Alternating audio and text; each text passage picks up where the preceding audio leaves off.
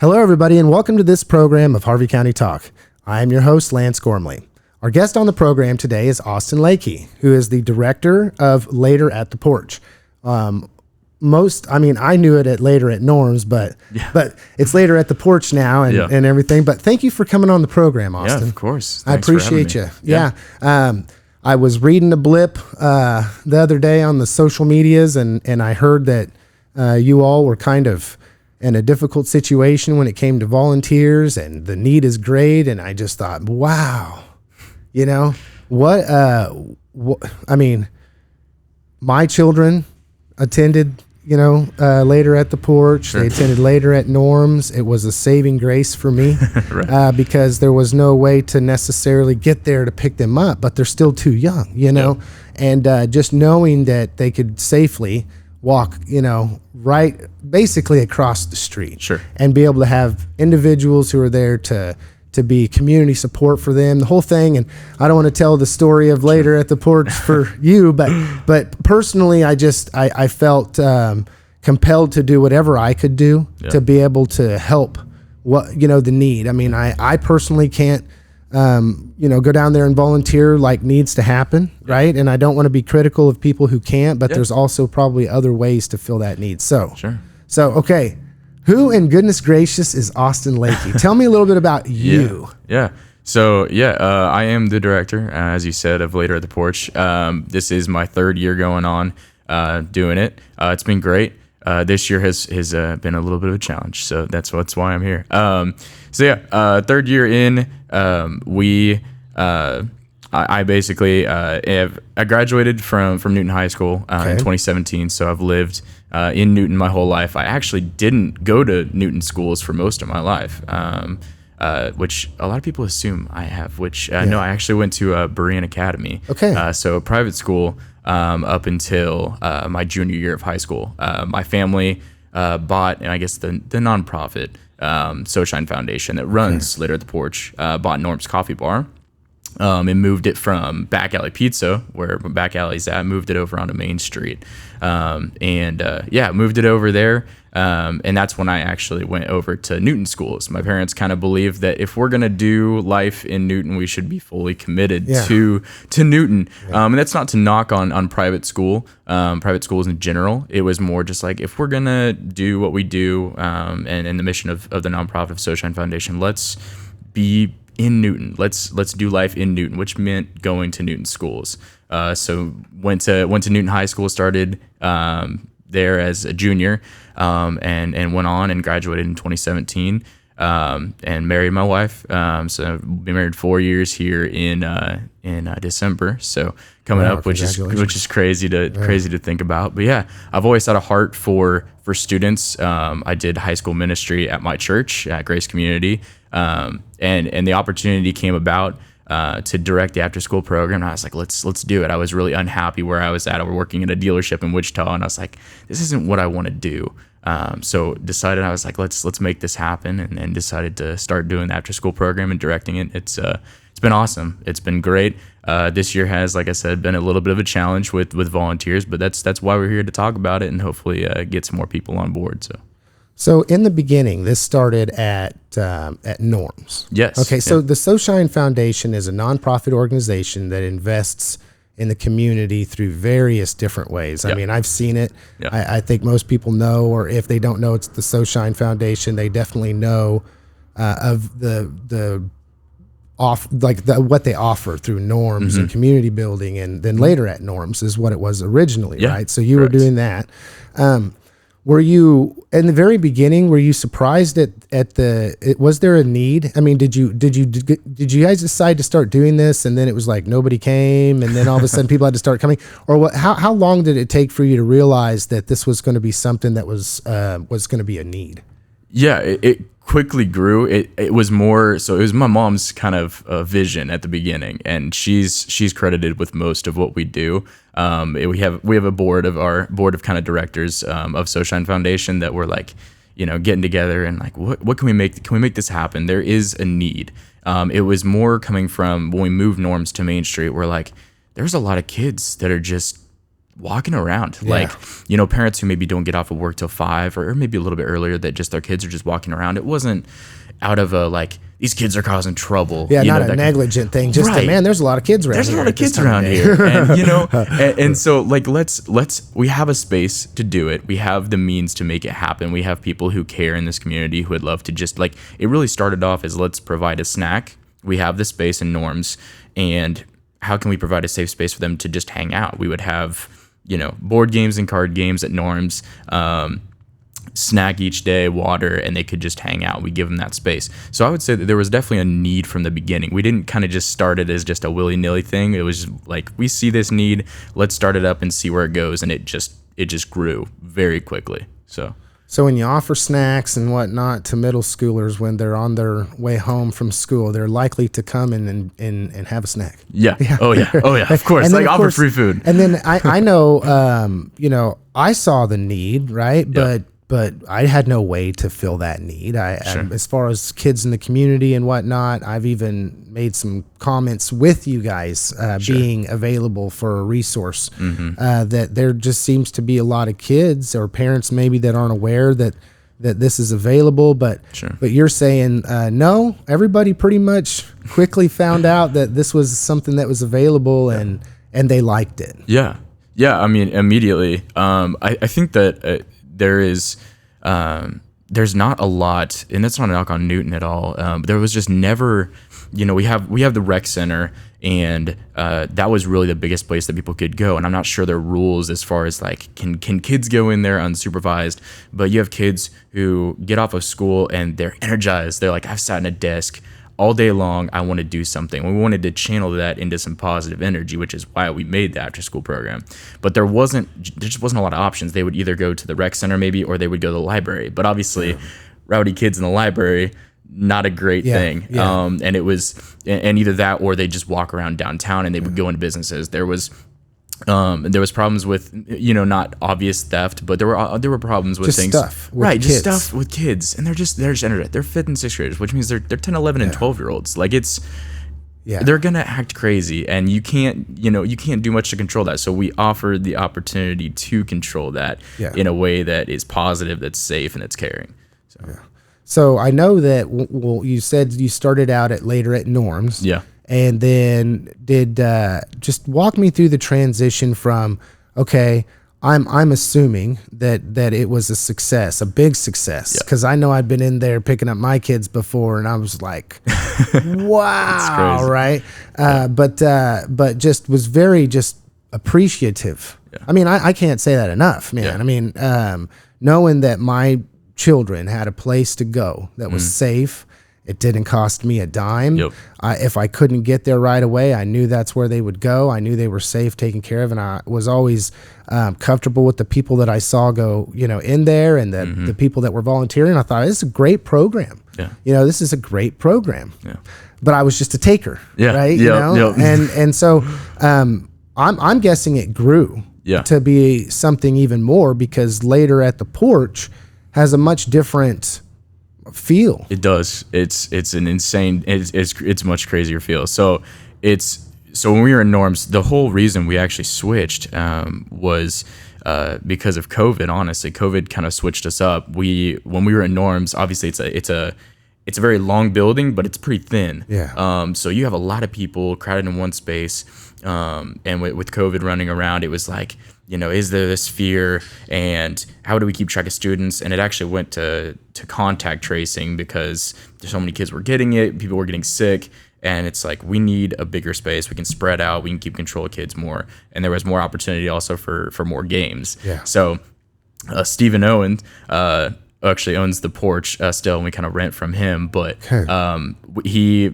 the venue that he had wasn't really running at that point. We're like, hey, we'd love to use your space. It's bigger. It's it's just sitting there. We would love to use it. We'll pay you your utilities, so you're not losing anything on it. We'll pay you utilities. It's just an empty building. Can we use it for the year to spread out some students? And he was more than willing to do it. It's been an awesome partnership to be able to have a little bit bigger space. But yeah, that opened up a whole new opportunity. It's a much bigger space. but it's also, we can have like foosball and air hockey Yeah. and video games, and there's no people. Like, it's just the students. Yeah. You don't have the problem of business people and all this stuff trying to do work or to study. You just have a bunch of students. So yeah, it opened up a whole different opportunity for students after school. Yeah, that's amazing. And then, like I said, when I went in later at the Porch, then to see that transition, well, I saw that evolve over time, and where there was all these things that were offered, and it's like, man, this is a one. I mean, I keep going back to this just to say it. This is a wonderful resource for our community. Yeah. You know, if anybody's child has gone through Santa Fe, that is the age group that you all target primarily. Obviously, for reasons like, you know, you pick your child up until 4th grade, and then 5th and 6th grade are the years that they get to start biking and going wherever they're going. And then if there's no mechanism or nobody, you know, that's trying to nurture that need from community members for community members in our community, then wow, you know. And so I suppose just to go on a more personal level with you, you know, you've kind of explained what later at the Porch does, but give me, you know, some examples of that you have personally in which you had moments where you were like, man, this is what this place is here for. Yeah. So, you know, we get to 5th and 6th grade is, I mean, we've all, you know, probably most people listening to this have obviously gone through 5th and 6th grade. I don't think we got any weird podcast listeners that are like 3rd graders. Yeah, but maybe. You know, we got fans. Exactly. But you know, 5th and 6th grade is a hard time. Kids are trying to figure out who they are. They're trying to figure out their identity. They're trying to make friends. They're also being influenced by a lot of things. So, you know, we want to come alongside them during that time. We have a lot of students who maybe have hard family lives, and they just want somebody to listen. They maybe have never felt like they belonged before. So kind of our 3 pillars of the nonprofit specifically, but also with Later at the Porch, is community, belonging, and future.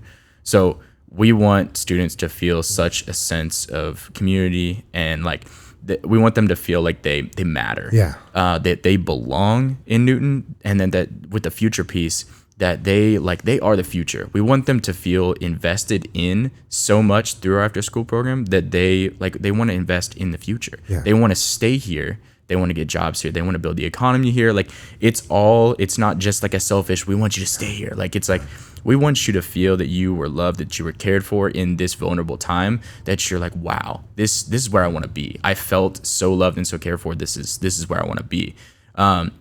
And one story that you know I personally had is I had a student who was just like bullied, just constantly bullied, and bullying is such a horrific problem, not just in our community, but just nationwide, worldwide. It's bullying is just tough, and I was bullied growing up. Look at social media. Yeah, exactly. It's such a problem, and I had a little girl who was getting bullied, and she specifically had this group of friends that she'd walk with like every day, but she was getting bullied by this other group of girls, and this girl, her friends just like turned her back on her. Like, she was getting bullied by this other group, and her friends wouldn't back her up. And it was just like the saddest thing ever. She comes down from the park. You go to Themia in a lot of days when it's nicer outside.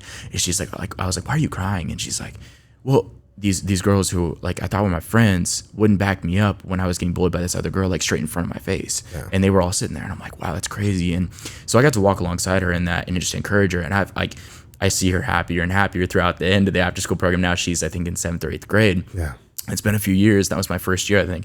But, you know, getting to walk alongside these students, again, in a vulnerable time, getting to see them get invested in by the volunteers, by myself, by caring adults in the community is the best part of the job. Like, you get to see lives changed. And that's where it's so hard right now, because with the lack of volunteers, I don't get to actually sit down with students. I don't get to hear kind of the nitty gritty, the things that are going on in their life that they trust us with, you know. The family problems, the friendship, relationship problems, the school problems, all that stuff is not as easy when we can't sit down with them, have those one-on-one conversations, because there's so much chaos going on. Might be the difference between babysitting and mentoring. Those, right? I mean, the perfect way to say it. Way to say it. It's chaos control, or getting to sit down and have an actual relationship with these students to where you feel like you're actually doing your job, that you're actually changing some lives. Yeah. So I know in the beginning I kind of, said why I was interested in having you come out here and whatnot, and that the volunteer thing is problematic. But just kind of walk me into that situation, because I don't know whether it's a situation. Just tell me the backstory. I mean, do you have less volunteers today? Do you have more kids? Is this one of these COVID impact things where people left and never came back? Yeah. I want to know like how we found ourselves in that situation, or whether the need has just grown to the point where the same amount of volunteers won't do, or just explain to the audience and myself how we found ourselves here. Yeah. So honestly, a lot of kind of everything you said kind of hit on there. So COVID, I had some volunteers that were pretty committed, and then COVID came around and they got scared, because it's a lot of students. There's a lot of exposure, just like when your kid is, going through elementary school, like they get sick a lot. Like it's a lot of kids, it's a lot of germs. So they kind of got scared. There was some that went away. I pretty much have my same base of volunteers that I've had for the past 3 years. A few of them have dropped out. A few new have come in, like 2 or 3 max, but it's pretty much the same people. And, I might step on a few toes, which I think is fun. I think that a lot of people like to sit on the outside and like to give you a few claps, and they like to give you kind of what I'll call empty platitudes. But that doesn't do much for me. Unfortunately, like I love the praise. It's awesome for people to say, congratulations, this is an amazing after school program. But it's another thing to actually put your foot down and then like say, like, I'm going to help out with this. And, I know availability is it's a problem. It's 3 to 5. So a lot of people might still be finishing up their work day if they work the, 8 to 5, 9 to 5 typical job, American workplace. So I get that, but I know there's a lot of people out there that definitely could, and maybe don't know. So, I mean, this is, again, a great opportunity. I'm doing everything I can, but the numbers is also another thing. I think 2 Wednesdays ago gave away 115 snacks, which is 115 students that are coming into the space. In an average day, I could have 3 to 4 volunteers max. So that's 1 to 25 maybe students, which again goes back to the previous question. Like it's hard to do our job. It's hard to have a relationship when there are so many students. And I think we didn't foresee, and maybe that's on me, didn't foresee how many students we'd end up having. But there's just, it's great. It's a good problem to have a lot of students that you're being able to have in the space, but it's also caused that problem where I just don't have enough volunteers, where it feels like it's running safely, it's running effectively, where I feel that parents can trust us with their students, being that it's just so many. I know that they can trust us with their students, but you know what I'm saying? Like when you get more kids involved, it just makes it more difficult to take priority where top priority. I mean, you're not as able, once again, to go back to the intricately involved in their lives. Right. We can manage the chaos with 3 or 4 volunteers, but I don't feel like I'm effective doing my job if there's only that many volunteers. It doesn't work properly. And, I'm not there to manage chaos. That's not my job description. I'm there to impact lives, to further the students in this community, to spur them on. And I just can't do that with the amount that we have right now. Well, and I hate to say it, I'm trying to diagnose on the fly right here, but I wonder how many people just didn't know. In my situation is that, like I said in the beginning, I didn't know that you guys were having a problem with that. I just assumed, I don't know if that's wrong. I mean, it's probably not, but it's like I see this happening. I see this you all impacting and caring for a large group that just seems to keep growing.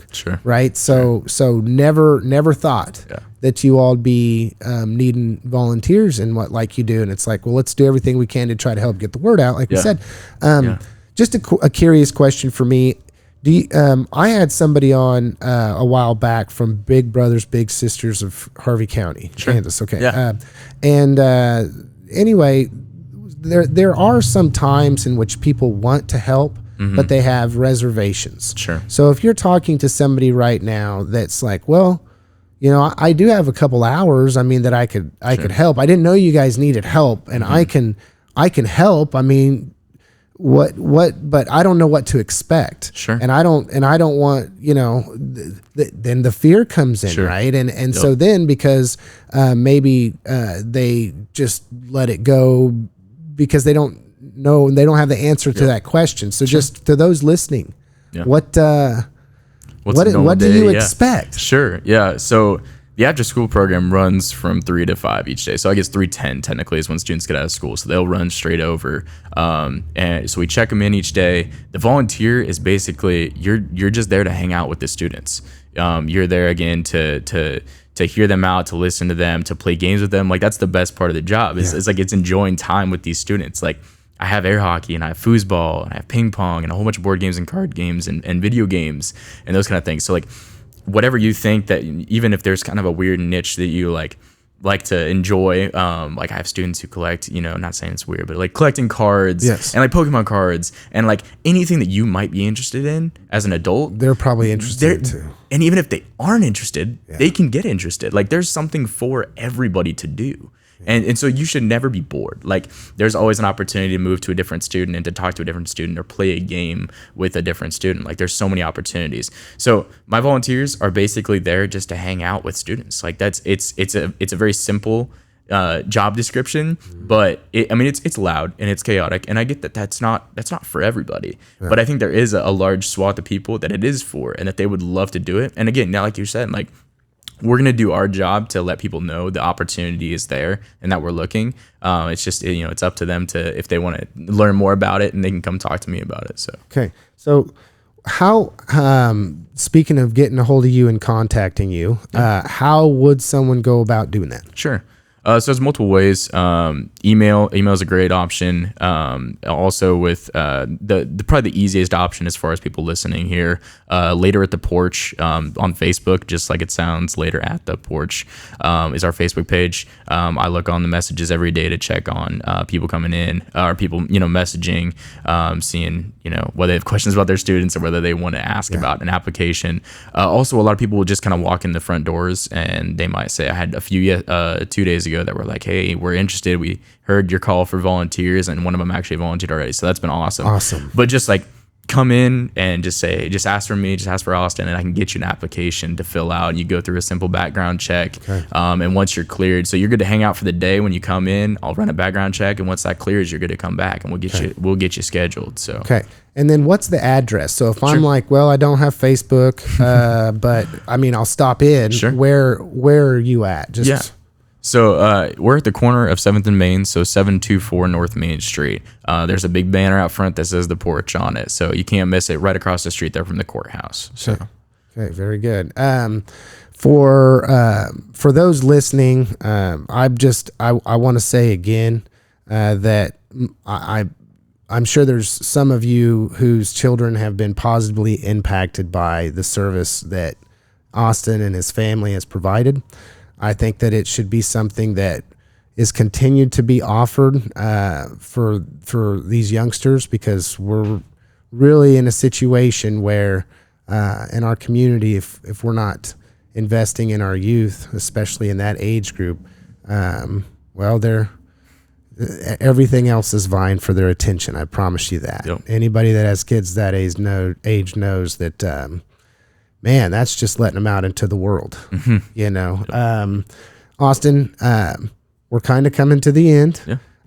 I really appreciate you coming out and having a brief conversation with me about a little about who you are and how you got started and what you were doing, and giving a little bit of background on that. I know you need volunteers. Man, you're going to make me sign up to go volunteer, I swear. But yeah, just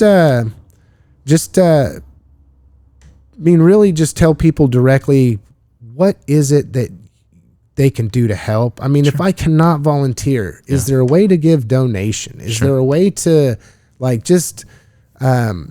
give me the rundown on ways that people can help you? Sure. Yeah. So obviously, if you can't volunteer, that's fine. Again, a large swath can't, and that's all right. So supporting us can look like donations, whether it be so we do give a snack out every day. So that is actually a pretty large cost up front of something that takes a lot of money. But that's an opportunity. Like bulk snacks, like you go to Sam's Club or something like that, or Costco, fruit snacks, those kind of things. We're actually running a snack drive right now. Okay. So some local businesses have it. Also at the Porch itself, there's a little I would call it maybe a trash can, like a receptacle that has the sign on the front of it, and you can come in and drop off snacks. That's a great way to support us. Cool. Financially. If you go to our website, SoShineFoundation.com, you can find the Give tab, and you can donate. You can give a one-time donation, or you can donate weekly or monthly, yearly, however you'd like.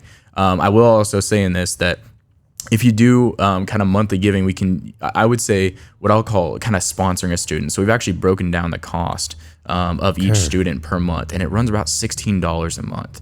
So in my opinion, it's not very much. Yeah. If you can scrounge around that $16, that basically sponsor a student. So you're basically paying for a student to go there for a month. That $16 kind of goes into snacks, to what the Shine Foundation pays me as the director, and then also building costs, like it's to pay for utilities and things like that. So especially with the 100 and 115 students, we have about 140 total that are like signed up in general, and then that 80 to 100 that come each day. So those are a few options that you can help us. If you can't support us with volunteers, to definitely, there's some options out there to donate financially, or to donate to with snacks or something like that. So wow. Once again, I really appreciate you coming on. But there's one more thing. Anybody who listens to the program knows that I always give the opportunity for the guest to speak directly to the hearts and minds of those listening right now. And so you're on point, Austin. Yeah. Again, I appreciate you guys for listening. Those of you in Newton who are interested at all, I implore you, even if you think that this wouldn't be something maybe that's tugging at your heart right now, just give it a shot. Like if you would love to come in, I would love to even just talk to you. Even if you have like no interest, I would love to just talk to you, let you know my vision for the after school program, what the future holds. I want people to feel like they are in the know about it. Even if you can't, I want you to just know that this is here, this is available. That way, if sometime in your life comes around where you can do it, it's like in the back of your mind, it's like, oh my goodness, this is finally the time where I can make this happen. I want to thank you guys for listening. Again, thanks Lance for having me here. I love Newton. I care for Newton so much. We wouldn't do the program if we didn't. We just want Newton to grow. We want the future to be bright here in Newton. We know it is. We just want to be one small part of how we can make that happen. So, wow. Amazing man doing amazing things. I appreciate you, Austin. Thank you for all you are doing in my community, and how you've invested in my children's lives. And thank you for coming on the program. I hope this is another way in which you can get some added help, and some people that can show up to volunteer. Yeah, appreciate you, Lance. Yep. Thank you. You want to have a good day. Hey, you too, brother. Thank you, everybody.